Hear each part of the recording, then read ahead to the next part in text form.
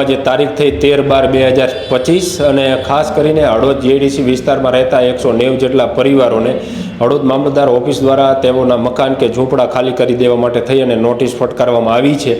જીઆઈડીસીની વાત કરીએ મિત્રો તો જીઆઈડીસીમાં 1000 જેટલા લોકો રહે છે, 195 પરિવાર છે, 443નું તો વોટિંગ છે। ચૂંટણી સમયે ત્યાં વોટિંગ એ કરતા હોય છે। તેની સાથે અમે થોડી મામલતદાર ઓફિસમાં તપાસ કરી તો ખબર પડી જે તે સમયે અહીંયાથી રેવન્યુ વિભાગ દ્વારા જીઆઈડીસીને વિકસાવવા માટે થઈ અને 100 હેક્ટર જમીન રાજ્ય સરકારમાં માંગવામાં આવી હતી, જેમાં 65 હેક્ટર કહી રહ્યા છે કે મંજૂર થઈ છે, 55 હેક્ટર જગ્યા ખુલ્લી પડી છે, 10 હેક્ટર જગ્યામાં દબાણ કરેલું છે। મતલબ કે ત્યાં આગળ લોકો રહે છે તો પછી ત્યાં જીઆઈડીસીમાં જે પરિવારજનો રહે છે એમનું કહેવાનું એ થાય છે કે ભાઈ ઉદ્યોગપતિઓને, કારખાનાવાળાને, ઇન્ડસ્ટ્રીઝવાળાને તમે પ્લોટ આપો છો, જગ્યા આપો છો તો પછી સરકારના ધારાધોરણ નિયમ મુજબ જે કંઈ નાની મોટી ફી ભરવાની થતી હોય તો અમને પણ ક્યાંય જગ્યા ફાળવી દો તો અમે બધા પણ ત્યાં આગળ રહીએ। પરંતુ એ રજૂઆત જે છે એ અહીંના નિર્માલ્ય નેતાઓ જે છે એના કાને અથડાય છે, પરંતુ એ સાંભળતા નથી। આ વાત હકીકત છે। તેની સાથે આ બધા પરિવારજનો દ્વારા 2 દિવસ ધારાસભ્યનો સમય માંગવામાં આવ્યો કે ભાઈ તમે આવો ને તમને અમે મળીએ ને તમારી થોડી રજૂઆત કરી અને તમે કંઈક આનું નિરાકરણ કરો, પરંતુ એ રજૂઆત બાદ પણ કોઈ નિરાકરણ આવ્યું નથી અને ઉપરથી એવું કહેવામાં આવ્યું છે કે ભાઈ 5 દીની નોટિસ હતી, ઉપાધિ ન કરતા અમે ઉપર વાત કરીએ છીએ, તમને 3-4 મહિના જે છે એ તમે ત્યાં આગળ રહો એવી કંઈક વ્યવસ્થા કરીએ છીએ। પરંતુ આ લોકો જે છે એ આ શ્રમિક પરિવારોને ઉલ્લુ બનાવી રહ્યા છે આ નેતાઓ, કારણ કે આ જ નેતાઓ છે જમીન માંગવાવાળા અને વળી પાછા એ નહીં, વળી પાછા આ લોકોને એવું કહે છે કે ભાઈ અમે ઉપર વાત કરશું નહીં, માને તો તમને 3-4 મહિના જે છે એ ત્યાં આગળ રહેવા દઈએ। એટલે આ બધા ડફોડ બનાવી રહ્યા છે નેતાઓ।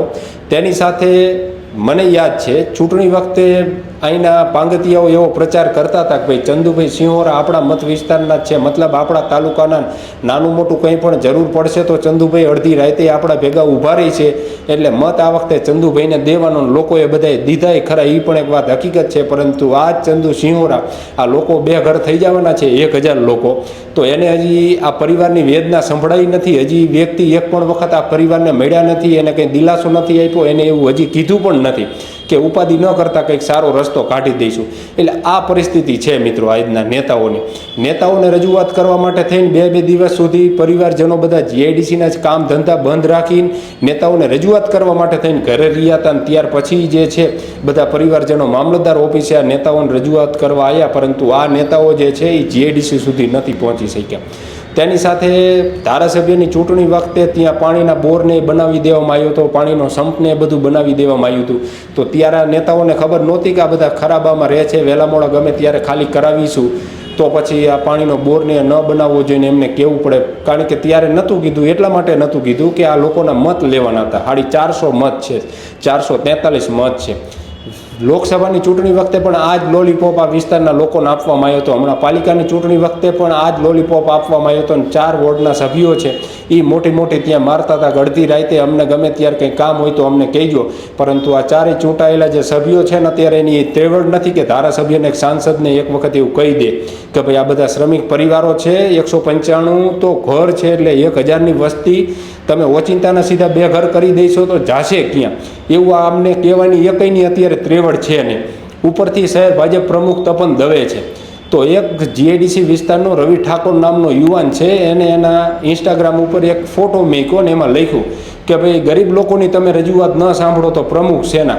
તો આટલું જે છે એ આ ભાજપવાળાને માઠું લાગી આવ્યું, આ યુવાનની તાત્કાલિક પોલીસના જોરે ધરપકડ કરવામાં આવી અને પછી પોલીસે એને શું કર્યું એ ખબર નથી ને યુવાનનો હમણાં અમે સંપર્ક કર્યો પરંતુ એનો ફોન બંધ આવે છે।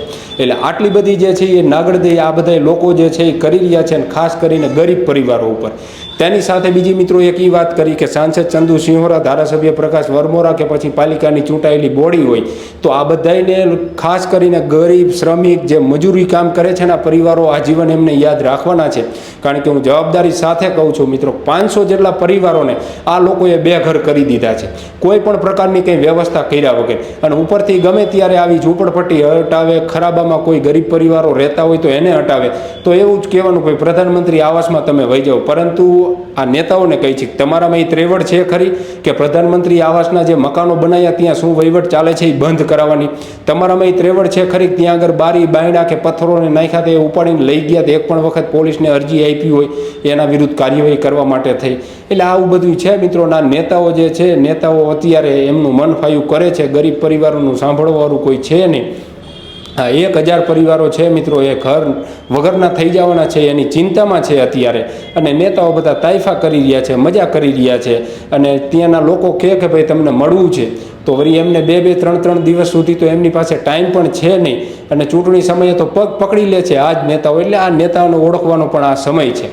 તેની સાથે મિત્રો એ પણ એક વાત કરી, સરકારી તંત્ર જે છે એ આ રીતના ગરીબ પરિવારોએ નાનું મોટું કંઈ ખરાબામાં બાંધકામ કર્યું હોય તો એ તાત્કાલિક તોડી પાડવાની નોટિસ આપવાની એટલી બધી એમનામાં ત્રેવડ છે. પરંતુ ભૂમાફિયાઓ દ્વારા ગૌચરની જમીનો ઉપર, તમામ પ્રકારની જે ગૌચરની જમીનો છે મિત્રો એની ઉપર દબાણ કરી દીધું છે. ગૌચરની જમીન ખાલી રહેવા નથી દીધી, ખરાબા દબાવી દીધા છે. તો ત્યાં આગળ આ તંત્ર જે છે એના પગ ધ્રુજી જાય છે, ત્યાં આગળ આ લોકો જતા નથી. આ પણ એક વાત હકીકત છે. એટલે હવે જોવાનું એ છે કે હળવદ જીઆઈડીસીના 195 પરિવારો જે છે, 1000ની વસ્તી થાય છે મિત્રો. આ પરિવારોની આ નેતાઓ જે છે, આ નિર્માલ્ય નેતાઓ આપણે એને કહી છીએ. કારણ કે આ લોકોને દયા જેવું કંઈ છે નહીં. આ પરિવારજનો જે છે નોટિસ જ્યારથી મળી છે ત્યારના હું એવું માનું છું કે સરખી રીતે એમને ખાધું પણ નહીં હોય. કારણ કે આટલા વર્ષો પછી મહેનત કર્યા પછી કોઈએ પતરાવાળું મકાન બનાવ્યું હોય, કોઈ ઝૂંપડામાં રહે છે, કોઈ ધાબું ભર્યું હોય તો એ એમનો આશરો છીનવાઈ જવાનો છે. અને ઉપરથી પાછા એમ કહે છે કે ભાઈ તમારે ખાલી તો કરવું જ પડશે. એટલે તમે ઉદ્યોગપતિઓ માટે જમીન ફળવાઈ દો છો 65 હેક્ટર, તો આ પરિવારોને પણ કંઈક 100 વારના પ્લોટ ફાળવાય એવું કંઈક સેટિંગ કરો. પરંતુ એવું આ લોકોને કરવું નથી. ને એમની કોઈ ટીકા ટિપ્પણી કરે તો એને કઈ રીતના પાડી દેવાનો, કઈ રીતના એને હેરાન કરવાનો, બસ એ દિશામાં લોકો કામ કરે છે.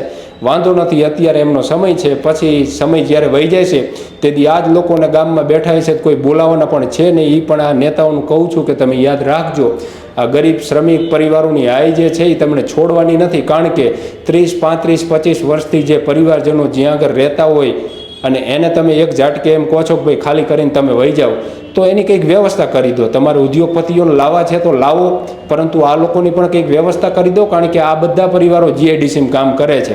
હવે આ પરિવારોને ત્યાંથી તમે તગેડી મેકશો, જીઆઈડીસીમાં કામ કોણ કરશે? કારખાના જે છે એ બંધ પડવાના છે અમુકના. તમે તો નવા કારખાના લાવવાની વાત કરો છો. એટલે આ બધી પરિસ્થિતિ છે મિત્રો. હવે જોવાનું એ રહ્યું કે આ નેતાઓ જે છે એ શું કરે છે. કારણ કે આ જ નેતાઓએ દરખાસ્ત મોકલી હતી કે 100 હેક્ટર જમીન જે છે એ જીઆઈડીસી માટે ફાળવો. એટલે નેતાઓ જે છે એ લોકોને પહેલાં તો ઓલું બનાવવાનું બંધ જ કરી દેજો કે ભાઈ અમને ખબર નથી ને અમે વ્યવસ્થા કરી દઈશું. તમે જ આ કામ કર્યા છે, તમે જ રાજ્ય સરકારમાં દરખાસ્ત મોકલી હતી અને તમને ખબર જ હતી કે અહીંયા પરિવારજનો આટલા રહે છે, ને છતાંય તમે 100 હેક્ટરની દરખાસ્ત મોકલી હતી. 65 મંજૂર થઈ છે. આ મામલતદાર ઓફિસમાંથી જાણવા મળ્યું છે કે 65 મંજૂર થઈ છે, 55 હેક્ટર ખાલી છે, 10માં દબાણ નહીં છે. એટલે એ ખાલી કરવા માટે થઈને કહી રહ્યા છે કે અમે મહેનત કરીએ છીએ. હવે જોવાનું એ છે કે આ નેતાઓ જે છે એ આ જીઆઈડીસીના પરિવારજનોને સાંભળે છે કે પછી એમની રજૂઆત નજરઅંદાજ કરે છે. આભાર મિત્રો.